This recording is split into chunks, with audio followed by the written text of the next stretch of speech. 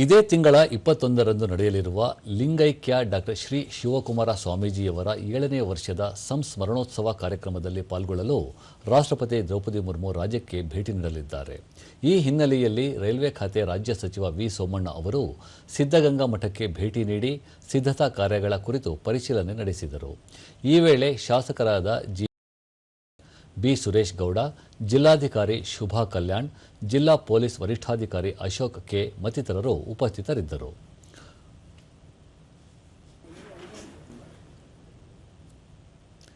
ಬಳಿಕ ವಿ ಸೋಮಣ್ಣ ಕಾರ್ಯಕ್ರಮ ರಾಷ್ಟ್ರ ಮಟ್ಟದ ಗಣ್ಯರು ಆಗಮಿಸುತ್ತಿರುವ ಹಿನ್ನೆಲೆಯಲ್ಲಿ ಸಿದ್ಧತೆಗಳಲ್ಲಿ ಯಾವುದೇ ಲೋಪವಾಗದಂತೆ ನೋಡಿಕೊಳ್ಳಬೇಕು. ಜಿಲ್ಲಾಧಿಕಾರಿ ಮತ್ತು ಪೊಲೀಸ್ ವರಿಷ್ಠಾಧಿಕಾರಿಗಳಿಗೆ ಸೂಚನೆ ನೀಡಿದರು.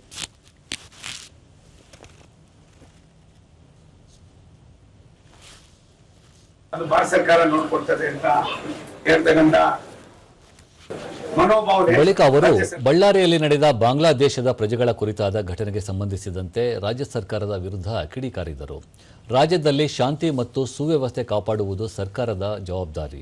ಈ ವಿಷಯದಲ್ಲಿ ಕೇಂದ್ರ ಸರ್ಕಾರವನ್ನು ದೂಷಿಸುವುದು ಬಿಟ್ಟು ಮುಖ್ಯಮಂತ್ರಿಗಳು ಮತ್ತು ಗೃಹ ಸಚಿವರು ತಾತ್ಸಾರ ಮನೋಭಾವನೆ ಬದಿಗಿಟ್ಟು ಕಠಿಣ ಕ್ರಮ ಕೈಗೊಳ್ಳಬೇಕು ಎಂದು ಒತ್ತಾಯಿಸಿದರು. ಇಷ್ಟೇ ನನ್ನ ಸಲಹೆ.